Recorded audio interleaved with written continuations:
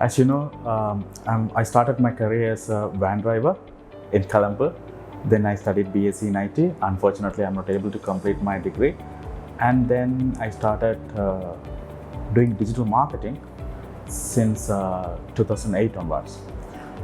And I call myself as an emerging entrepreneur. And I'm into this digital marketing industry almost 13 years.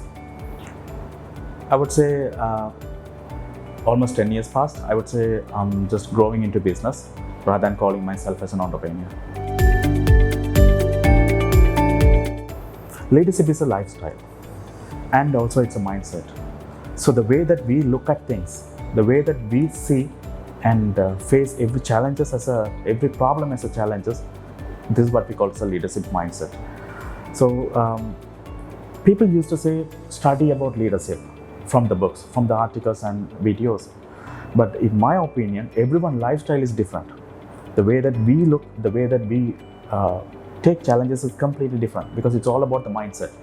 So in my perspective about leadership, it's a lifestyle, and the way that you see and the way that you overcome every situation will define whether you are a leader or whether you are an average person. I think it's a broad question that you raised. Every single leader, they need to have a proper vision about the country, about what they want to do.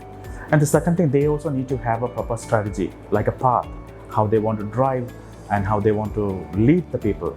So once again, the leadership is not about the title, but it's about the way that we create value for the people who are around us.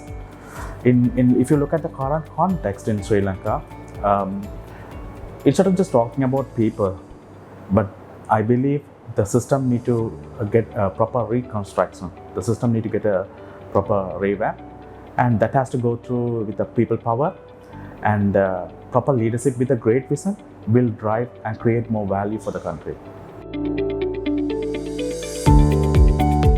Of course, there are books about leadership, there are articles, there are videos. But just imagine leadership, it's a style. Every person, their lifestyle, their expectation is different. The way that we consume food, the way that we think and react, it's completely different. Reading a book or doing a degree about the leadership, it's not going to work out. I mean, I would say practically it's not going to. Maybe you can take some decision based on the education that you have gathered. But however, when it comes to a leader taking decision, that has to think in a very long-term perspective. They also need to look at what are the consequences they're going to face it. So in talking about the youngsters, I would say they need a proper guidance. They need to know exactly how they want to drive, how they want to add value for the community as well as to the country. And they also need to know about their values and their purpose of their life. So once they know this, probably they know how they want to drive their personal life into the leadership. If they are able to drive their life in a proper manner, definitely they will have the leadership skill. Again, you are throwing another broad question. See, the current context, I would say, a system, of course, system need to get changed. But changing a system will always require certain amount of research, certain amount of involvement with the multiple brains.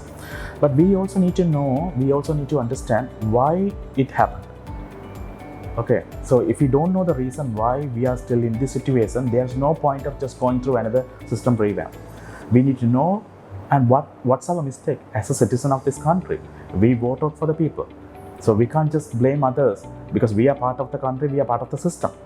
So we need to take the responsibility. We have voted. Now we need to think in a very long term to see how we want to see our country and the people, next generation. Every single thing need to start from one a point. I would say a proper vantage point. In order to rebuild the country and the generation, first the education system need to get changed.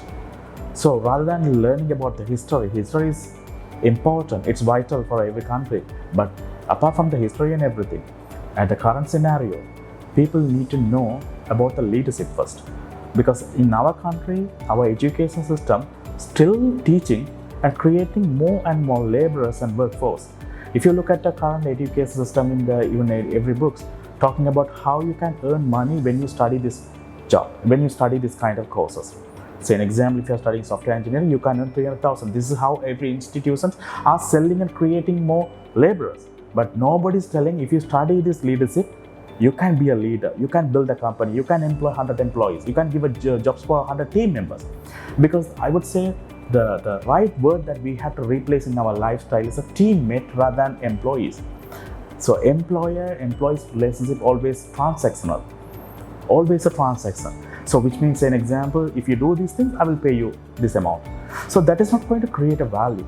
So every company need to work towards to their goal and their objectives.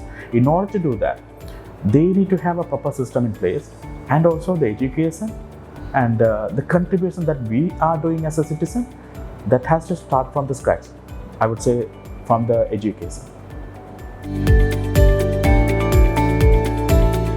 As you know, the AIESEC, they are doing pretty well in Sri Lanka in terms of creating more and more leadership programs and also adding value for the students. Recently, they have launched a program name called Youth for Youth. It's all about creating awareness between within the students, youngsters, especially for the youngsters, to improve their leadership skill set and knowledge. I would say, if you are looking for to improve your leadership skill or to learn something from the leaders who already done a great job in their vertical, I strongly recommend you to join this AIESEC Youth for Youth program to improve and hone your skill set.